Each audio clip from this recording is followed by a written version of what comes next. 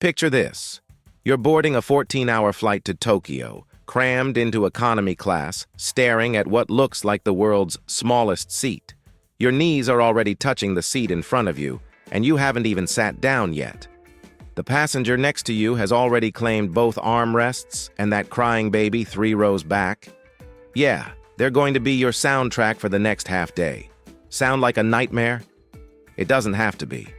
After surviving over 200 long-haul flights and testing countless strategies that actually work versus the ones that just sound good on paper, I've discovered the real secrets to making economy class not just bearable, but sometimes even comfortable. These aren't your typical bring a neck pillow tips that everyone already knows. I'm talking about game-changing hacks that flight attendants use themselves, strategies backed by medical research, and techniques that can transform your flight from pure misery into something you can actually survive with your sanity intact. Whether you're facing a 10-hour red-eye to Europe or an epic 16-hour journey across the Pacific, these 11 proven techniques will help you arrive at your destination feeling human instead of like you've been through a blender. Ready to revolutionize your long-haul flying experience? Let's dive in. Bring your own food and consider strategic meal timing. Here's the brutal truth about airline food. It's designed for mass production, not satisfaction. Those sodium-packed, overprocessed meals get served at random times that rarely match when your body actually feels hungry. Ever waited 5 hours just to get a lukewarm tray of mystery pasta? Been there, done that? Never again. When you pack your own snacks, you're taking control of one of the few things you can actually control on a long flight.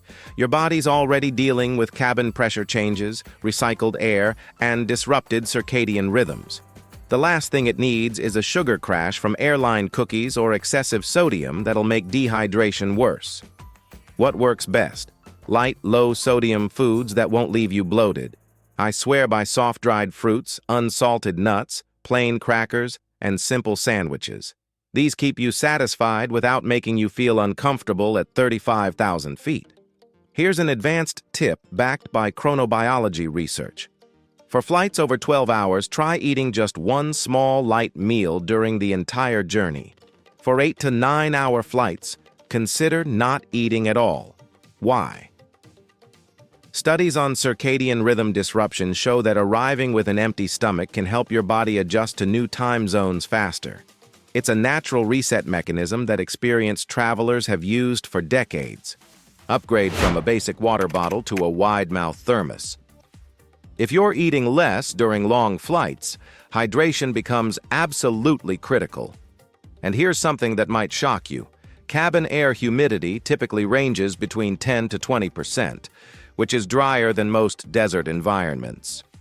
That's why you can dehydrate faster on a long flight than spending an entire day under the desert sun. Medical research shows that this extreme dryness pulls moisture from your skin, lips, and respiratory system. If you don't stay ahead of it, you'll land with cracked lips, a pounding headache, and that zombie-like exhaustion that has nothing to do with jet lag. Everyone tells you to bring an empty water bottle through security. That's amateur hour. Want to level up? Swap that flimsy plastic bottle for a quality wide-mouth thermos. This isn't just about holding water. A good thermos handles hot drinks too, which plastic bottles can't do without potentially leaching chemicals. Most long-haul flights have hot water stations in the back galley. With your thermos, that hot water becomes instant soup, oatmeal, or tea anytime you want it. While other passengers are paying $7 for cold airport coffee, you're creating your own in-flight cafe for free. Pack a strategic personal bag that stays under your seat. One of the biggest mistakes I see travelers make is stuffing everything into the overhead bin, then spending the entire flight doing overhead compartment gymnastics every time they need something basic. Your personal bag, the one that goes under the seat in front of you, should be treated like your survival command center. Everything you'll actually use during the flight needs to be in here, easily accessible without disturbing anyone. What goes in? Only the essentials you'll actually reach for. phone charger, snacks, toothbrush, lip balm, headphones, eye mask, and maybe some face wipes for that mid-flight refresh. If you haven't used something on your last 3 flights, it doesn't belong in this bag. Choose a soft, flexible bag that won't eat up all your leg room when it's shoved under the seat. Multiple pockets are your friend. They turn your bag into an organized command center instead of a black hole where everything disappears. Master the 24-hour check-in window for better seats. You can bring the perfect snacks and pack the ideal survival bag, but if you're stuck in a middle seat that doesn't recline next to a broken entertainment screen, none of it matters. The good news? Most airlines let you choose your seat for free during online check-in, but timing is everything. Check-in typically opens 24 hours before departure, but some airlines open it earlier. Don't guess. Check your airline's policy and set a phone reminder. The moment that check-in window opens, you need to be online claiming your spot. But don't just grab any random seat. Before you make your selection, visit seatguru.com and type in your airline and flight number. You'll see the exact layout of your specific aircraft, complete with passenger reviews warning you about tight legroom, broken screens, or noisy spots near the galley. How do you choose the best available seat? It depends on your priorities. Need legroom? Look for exit rows or bulkhead seats, but know they might have trade-offs like limited storage. Planning to sleep? Window seats give you something to lean against. Prefer to move around freely? Aisle seats are your friend, especially if you need frequent bathroom access. Use adjustable headrest wings and flip your neck pillow strategy. Getting quality sleep in economy feels impossible, but there are some lesser-known tricks that can actually help. First, check your seat's headrest. Many newer economy seats have adjustable wings you can fold in to support your head. They're subtle, but they prevent that horrible head bobbing that wakes you up every few minutes. Here's something most people get wrong. That free airline pillow isn't for your neck. Use it for lumbar support instead. Tuck it between your lower back and the seat. It helps maintain proper spinal alignment and makes sitting for hours way more bearable. Got a U-shaped neck pillow? You're probably wearing it backwards. Instead of putting the thick part behind your neck, flip it around and put it under your chin. This prevents your head from falling forward and leaves the back of your head free to rest against the seat. Suddenly, that annoying neck pillow becomes actually useful. If traditional neck pillows don't work for you, consider the newer wraparound designs that support your head from all sides without pushing it forward. They're game changers for people who can't get comfortable with the standard U-shape. Invest in noise-canceling headphones or quality earplugs. Let me paint you a picture. Row 12 has a crying baby. Row 14 has someone snoring like a freight train. The person next to you is watching action movies without headphones. And that constant low-frequency engine rumble?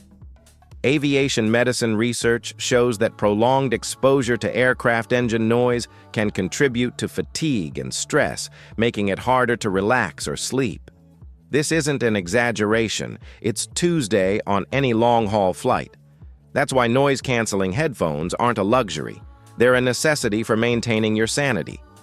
Even if you're not an audiophile, the difference is dramatic. Those headphones don't just make movies sound better. They help your brain disconnect from the chaos around you. The constant hum, chatter, and crying suddenly becomes manageable background noise instead of sleep-destroying torture. Here's a personal story. On my first international flight as a kid, I had no idea why my head was splitting during takeoff and landing. That piercing pain felt like it was coming from inside my skull. Years later, I learned it was ear pressure changes. Something simple earplugs could have helped prevent by equalizing pressure gradually. If over-ear headphones feel too bulky, high-quality foam earplugs are incredibly effective and cost almost nothing.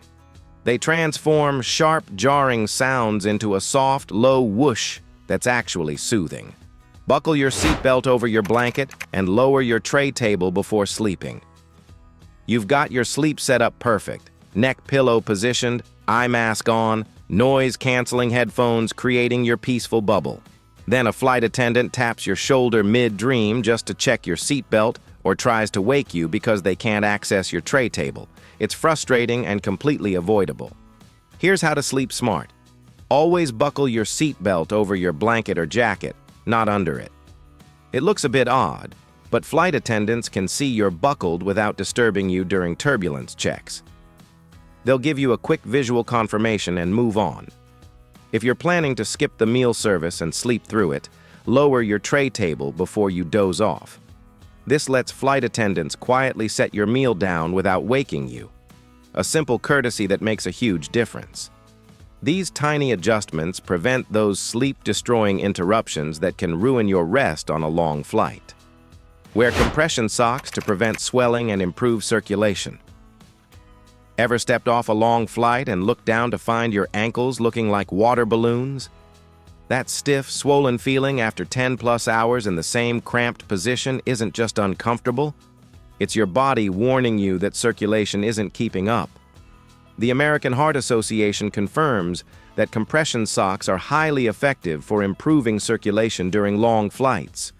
They work by applying graduated pressure along your lower leg, helping blood flow from your legs back to your heart more efficiently.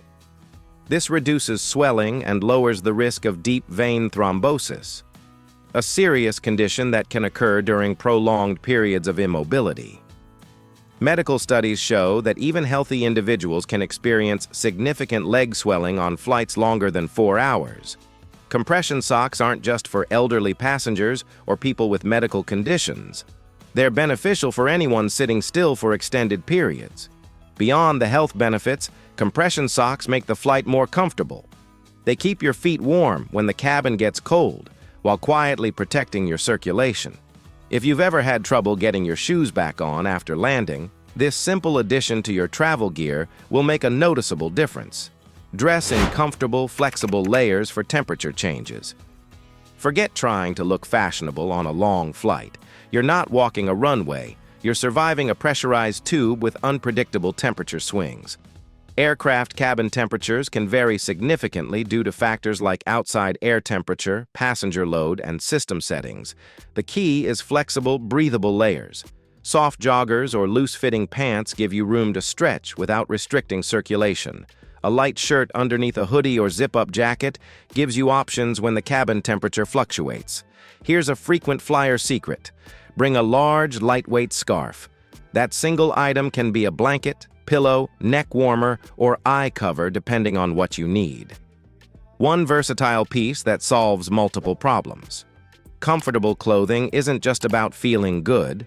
It helps your circulation, reduces body tension, and sets you up for better sleep. Research shows that restrictive clothing can impair circulation and increase discomfort during long periods of sitting.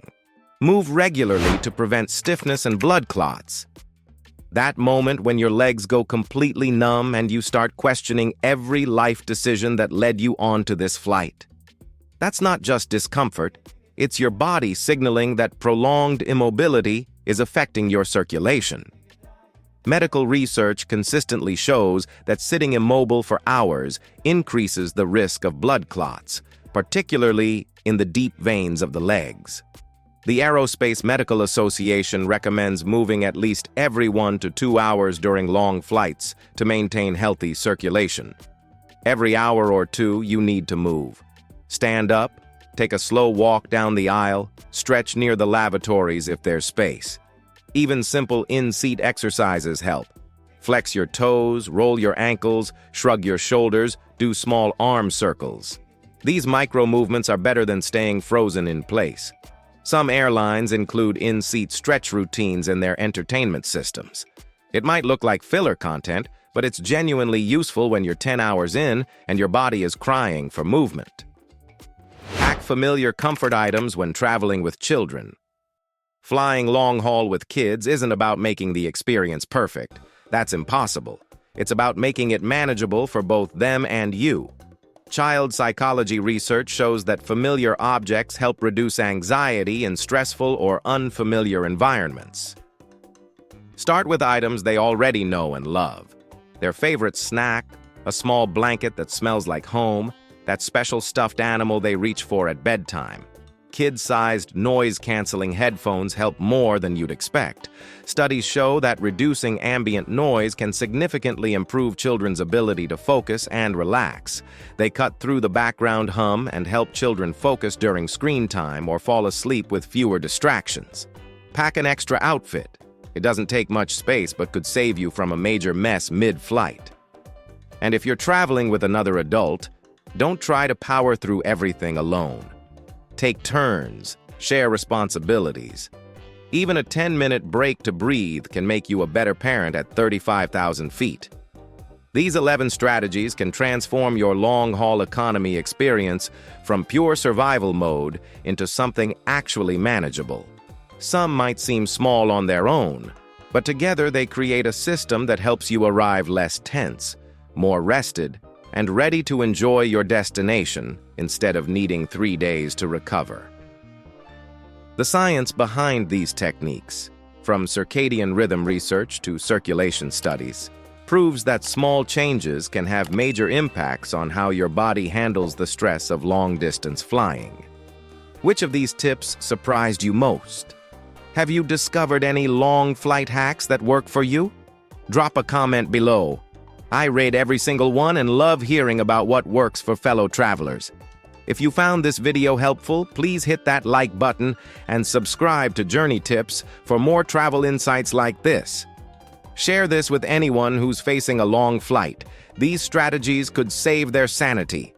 Thanks so much for watching, safe travels, and I'll see you on the next Journey Tips.